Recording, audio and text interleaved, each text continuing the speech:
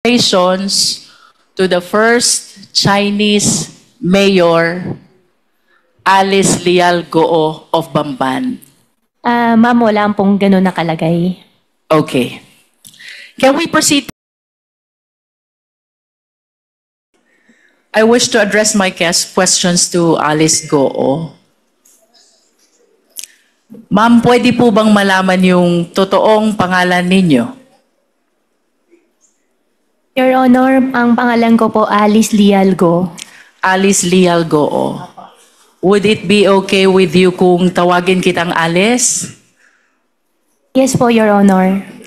Alice, before ka na naging mayor ng Bamban, gaano katagal ka nang nakatira sa Bamban? Your Honor, hindi ko po maalala yung exact years, pero matagal na po ako sa Bamban. Can you at least give me an approximate length of years? More than 10 years ba o more than 20 years? More than 20 years po. More than 20 years. And you will agree with me that 20 years stay in Bamban is really long enough. Diba? And I would assume also na imbibe mo na ang kultura, ang pamumuhay, at maging ang ugali ng mga taong nakatira sa Bamban. Tama ba ako? Can you please enlighten us? Ano ang kabuhayan doon sa Bamban 20 years ago? Your Honor, nakatira po ako sa Bamban, pero as what I mentioned din po sa Senate before, nasa loob lang po kami ng farm ng piggery, hindi po kami masyado lumalabas, pero as what I understand naman po sa municipality po ng Bamban ay farming po. Farming is the main industry in Bamban. Ma'am, if I'm not mistaken po, farming and quarry. Farming and quarry. Alin ang mas lamang? Yung bang farming or yung quarry? Your Honor, tingin ko po farming. Kasi And marami pong farmers. mas marami ang farmers kesa sa mga quarry workers. Tama ba? Yes po, ma'am. That was 20 years ago. Now let's move a little forward. 10 years ago, kumusta ang buhay sa Bamban?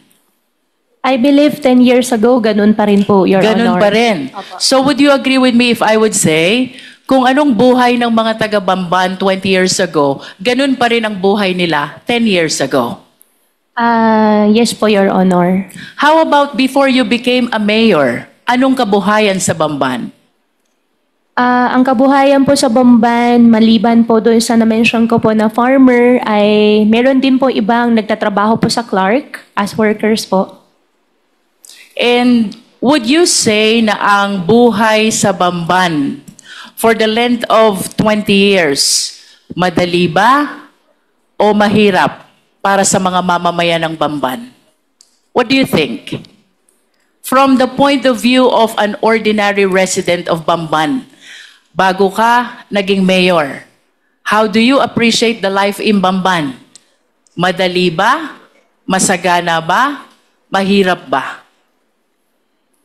I believe, Your Honor, hindi po madali para sa kanila at tingin ko rin po marami pa rin po yung mahihirap. So, you will agree with me if I would say, mahirap ang buhay sa Bamban. Your Honor, tingin ko po hindi naman po lahat, pero for sure po meron po. Alin ang mas lamang, ang mahirap o ang mayaman? Your Honor, mas lamang po ang mahirap. Mas lamang ang mahirap. And soon enough, Mayor, tumakbo ka bilang mayor, di ba?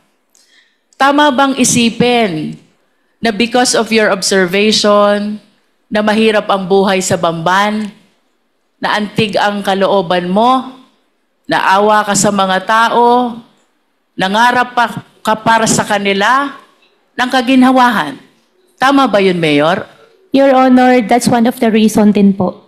So you confirm na ang dahilan kung bakit tumakbo kang mayor, gusto mong paunlarin ang mga tao sa Bamban. Your Honor, that's one of the reason po, opo. May I know, Mayor, nung na-elect po ba kayo, Ano pong type of municipality ang Bamban as to income classification? Your Honor, second-class municipality po. Second-class municipality. And if you still remember, magkano ho ba ang kita ng LGU ng Bamban being a second-class municipality? Your Honor, I have no figure po and hindi ko po maalala po yung data po. But nevertheless, Ma'am Alice, you recognize the fact na iba kung hindi ka mayor, iba kung mayor ka, kung ang pag-uusapan natin ay ang pangarap mong mapaunlad ang Bamban. Tama ba yun? Opo. And the reason kung bakit ka tumakbong mayor, gusto mong paunlarin ang Bamban because you believe na pag naging mayor ka, marami kang pwedeng gawin sa Bamban. Tama ba? Opo, Your Honor. And one of these things that you can do in Bamban, you can invite and welcome investors. And naniniwala ka rin na itong mga investors na ito, itong mga business establishments na ito ang magpapayaman sa Bamban at ito ang magpapaalwan ng buhay ng mamamayan ng Bamban. Tama ba? Ang belief ko po ay pag nakapag-invite po ng more investors po sa bayan po namin, mabibigyan po ng mas maraming work opportunity po sa mga constituents po namin. And let us move forward, Ma'am Alice, 2022. Tumakbo ka na at umupo ka na bilang mayor. Of course, you confirm that because that is a common knowledge, no? Opo. I'll be showing some pictures, ma'am, ha? I hope you please enlighten us kung sino itong larawan na ipapakita ko sa iyo. I am referring to the picture on the right of the monitor.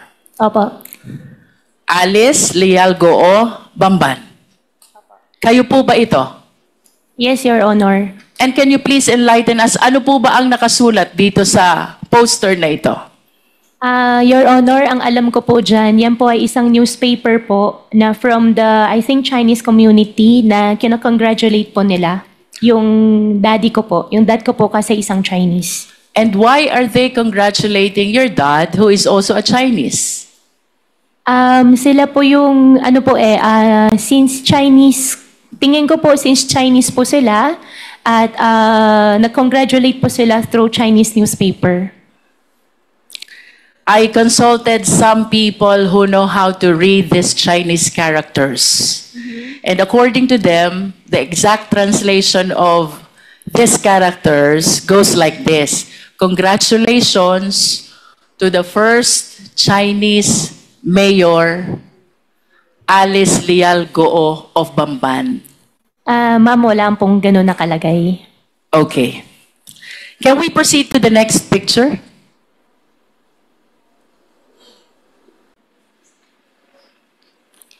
Can you please enlighten us who is in this picture?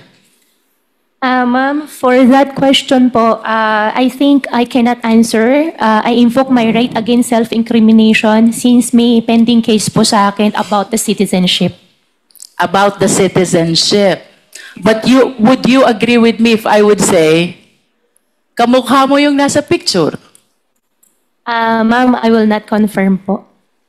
Let us proceed to the third picture.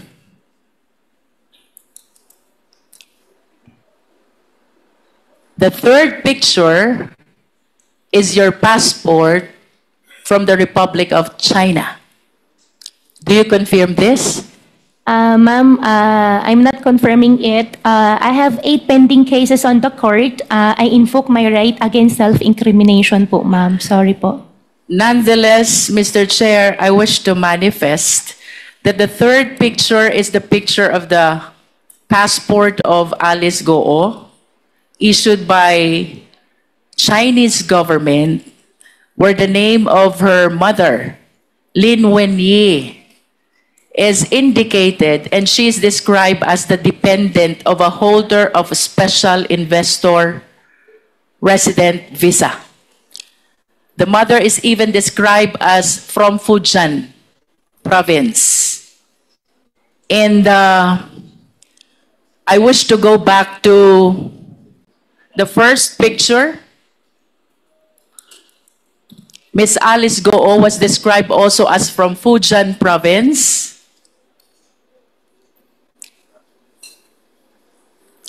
And I understand that Miss Alice Goo acknowledged only the first slide and refused to identify the second and the third slide.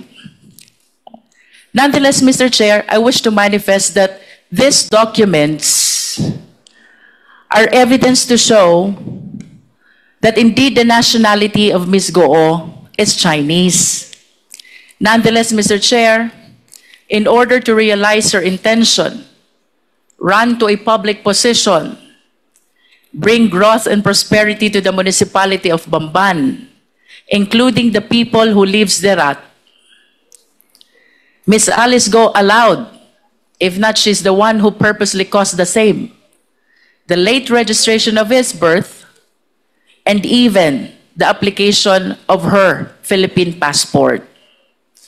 I understand, Mr. Chair, that the right to run to a public office is a right which is exclusive to Filipino citizens. And I wish to manifest as well that this should be dealt with by law, because this is something which open the country to issues of national security and interest, Mr. Chair. If I may proceed, Mr. Chair. Bilang mayor, Ma'am Alice, in line with your vision, paunlarin ang Bamban, bigyan ng kaunlaran ang taga-Bamban. Ano po ba ang mga kumpanya na dumating sa Bamban during your time as mayor of Bamban?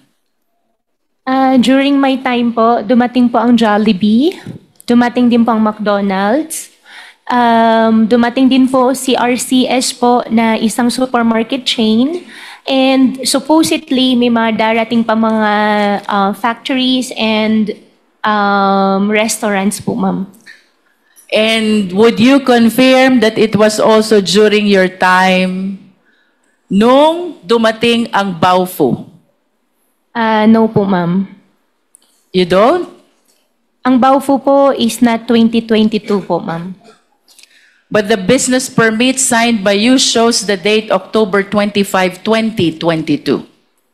Ma'am, I think may previous po na mayor's permit. Nag-start po Let me rephrase my question. Therefore, it was during your time nung na-renew ang business permit ng Baofu. Do you agree to that?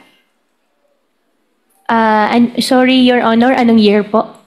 2022, October 25. October 20. I think po, opo. You are the mayor already.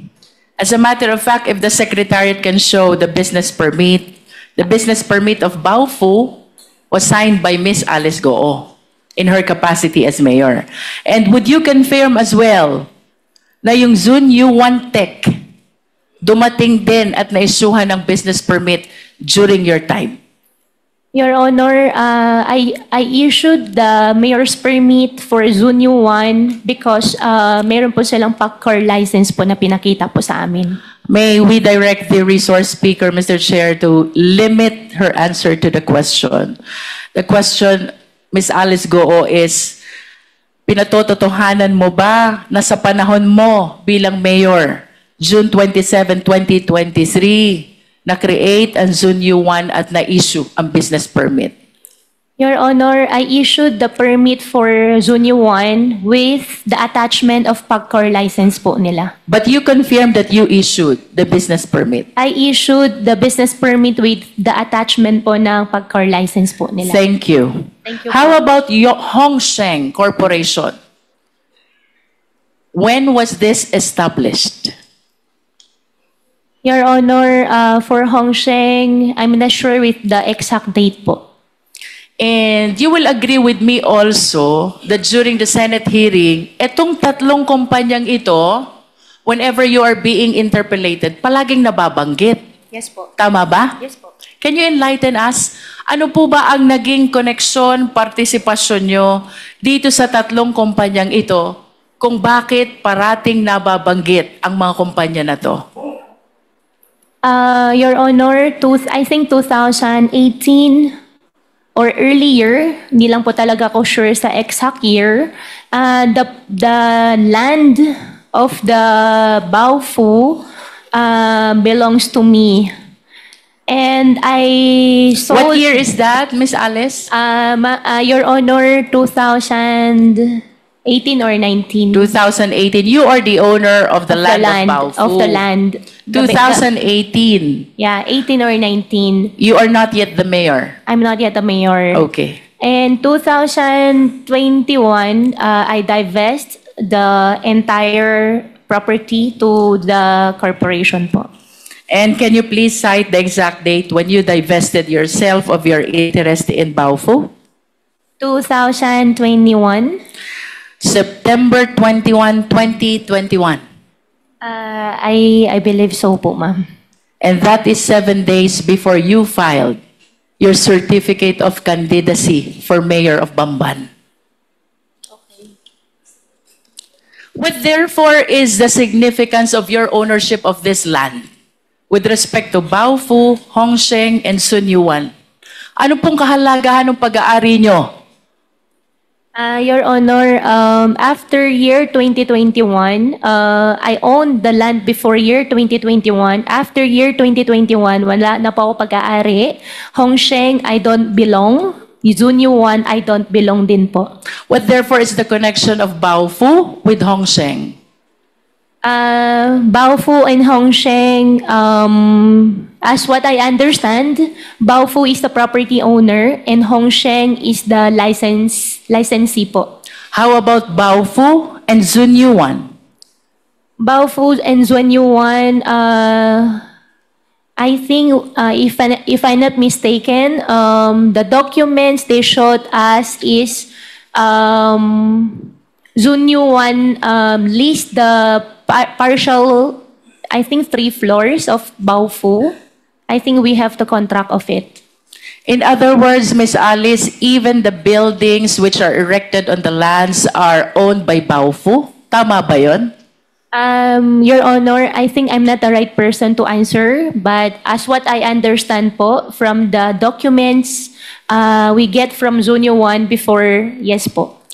You mentioned earlier, sometime in 2018 to 2019, ikaw ang may-ari ng lupa. Yes, ma'am. Then sometime thereafter, nilipat mo sa Baofu. We form a company. Ang pinaka-share ko is the property. Ang usapan po namin... What is the name of the company? Baofu. Baofu. Yeah. And when the initial plan was housing. However, nung ang usapan ay maglalabas na ako ng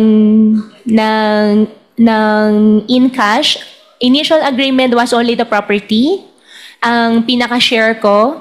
And nung usapan ay maglalabas na ako ng pera, hindi na po ako pumayag, I divested already. And after that po, hindi ko na po alam. Matagal ka ng negosyante, Alice, tama ba? Your Honor, yes po. And I wish to share the list of the companies owned by Goo family. Secretariat, please. As a matter of fact, based on my research, your family owned 11 out of 12 listed companies, no? The significant observation, Miss Alice, ang may-ari nung 11, lahat family members. And I would assume na mas komportable ka na ang kanegosyo mo ay family member. Tama ba yun? Your Honor, yung nakita ko po sa harapan ko po, hindi po lahat sa akin. And then, or sa But your name is listed. Yeah, yung isa po dyan ay yung 1, 2, 3. Yung iba po dyan ay hindi po nag-operate. hindi po natuloy yung mismong company. Nevertheless, would you confirm that majority of these companies, your name is listed as one of the owners? Yes, Your Honor. And the names of your family members are likewise listed as one of the owners. Do you confirm? Yes, Your Honor. In other words, Miss Alice, sa usapang negosyo, naniniwala ka na dapat ang kasama sa negosyo kilala mo? Yes, Your Honor. Naniniwala ka din na dapat ang kasama sa negosyo pinagtitiwalaan mo? Yes, Your Honor. At bago magkaroon ng tiwala, dapat kilala muna. Tama? Yes, Your Honor. And you will refuse to join any business dealings or business venture kung hindi mo kilala ang mga taong kasama mo. Tama ba? Yes, Your Honor. As a matter of fact, very significant itong list of companies na to. Ayaw mo nang hindi mo kilala. Because most of the incorporators are family members. Do you agree? Hindi naman po sa ayaw ko. Most, at least. Okay. Most. Diba? Ang maliwanag, Alice, hindi ka sasama sa negosyo kung hindi mo kilala at hindi ka nagtitiwala sa taong kasama mo. Yes po. Correct. Now, I wish to invite your attention to the Articles of Incorporation of Baofu. Secretariat, kindly flash.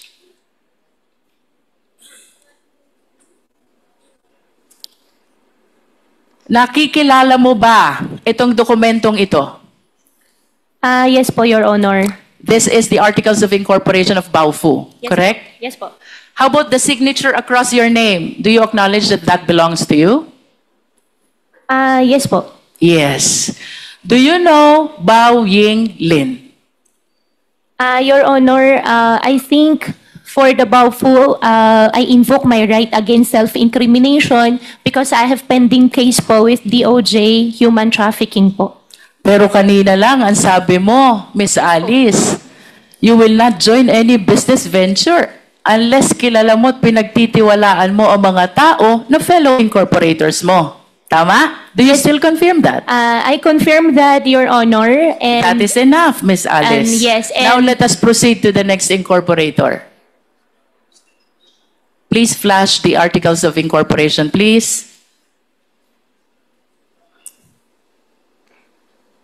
Do you know Ru Jinzang? I invoke my right against self-incrimination po, Your Honor. But again, have I pending wish case to po. remind you, Miss Alice, of your earlier statement. Ang sabi mo, hindi ka sasama sa isang negosyo kung hindi mo kilala at pinagtitiwalaan ang mga fellow incorporators mo. Your Honor, since may pending case po, I understand. Opo. Now let us proceed to the third incorporator, Zhang Wang. Do you know him? I invoke my right po ulit, Your Honor. For the information of the committee, Mr. Chair, ito pong si Bao Ying Lin, fellow incorporator ni Alice Goo, sa Baofu Corporation is convicted of 3 billion Singaporean dollar money laundering. And this after she made the statement na hindi siya sasama sa isang negosyo kung hindi niya kilala at pinagtitiwalaan ang mga kasama niya. With respect to Ru Jinzang, Mr. Chair, he is likewise convicted of 3 billion Singaporean dollar money laundering.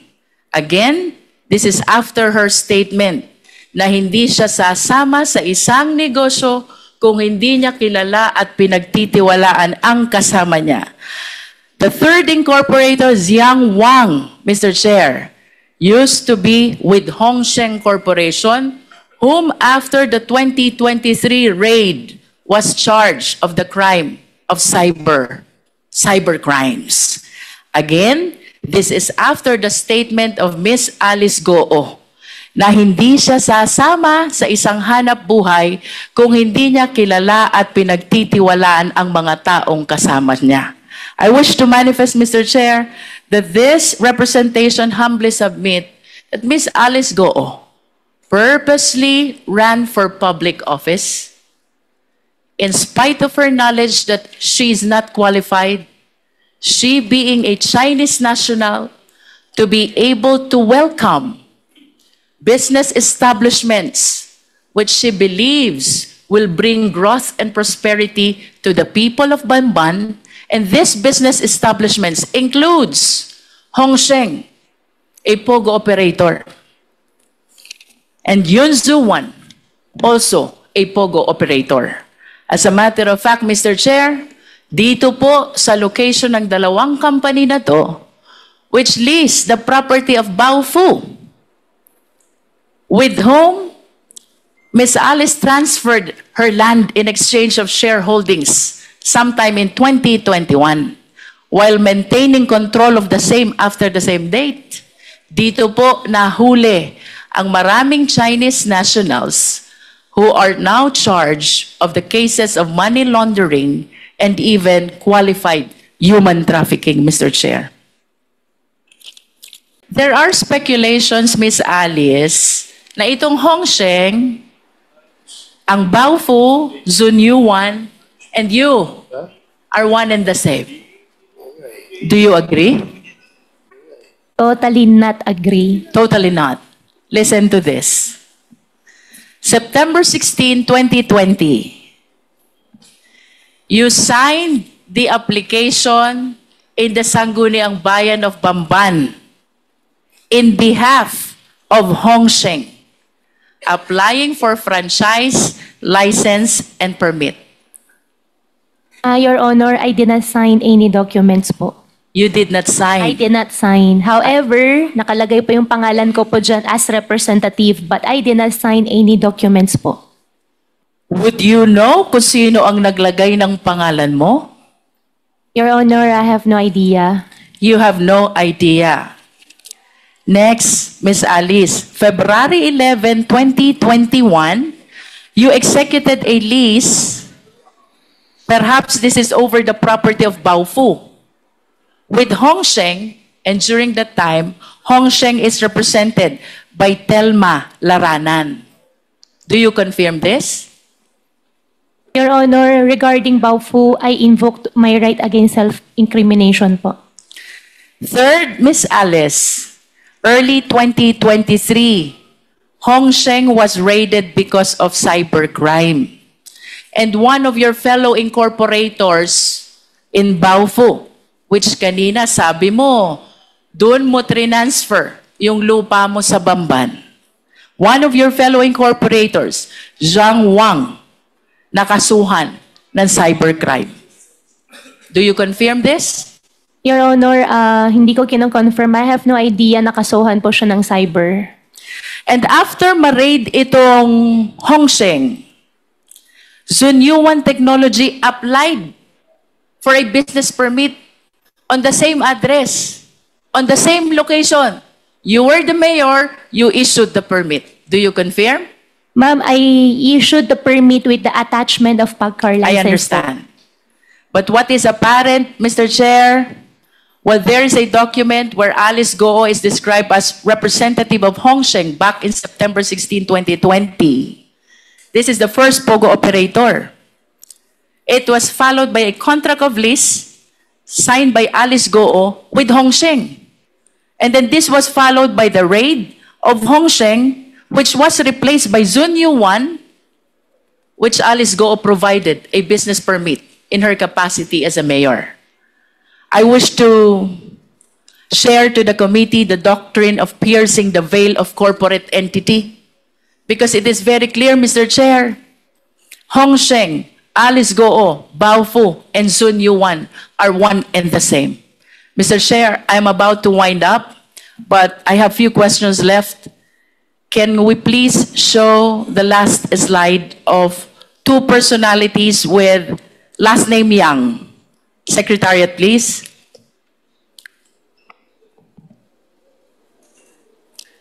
Alice, kilala mo ba to?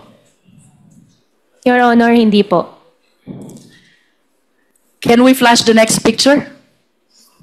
How about this picture? Your Honor, hindi po. Hindi ko rin po nakita, hindi ko po siya kilala. The first picture is Michael Yang, and the second picture is Hong Zhang Yang. My question for you, bakit may joint account si Hong Zhang Yang, kapatid ni Michael Yang, at si Yu Zhengkan, na manager ng Hongsheng? Your Honor, hindi ko po alam yun. To wind up, Mr. Chair, I wish to make a very short manifestation.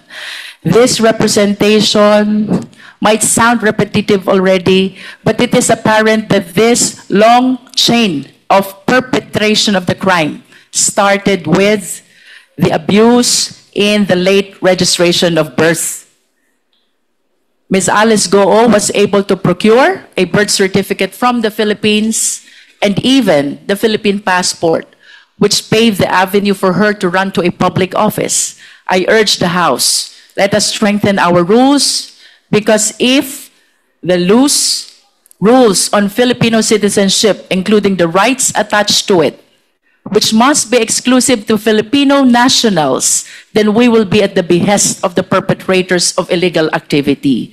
To add, Mr. Chair, the fictitious birth certificate even paved way to solicit identification cards from different government offices. That includes the DFA, the BIR, the LTO, and the similar government offices, Mr. Chair. Second, Mr. Chair, the layering by way of registration of various documents, making it appear that they are legit corporation, makes it harder for the Philippine government to verify and even monitor the illegal activities of these foreign nationals, Mr. Chair.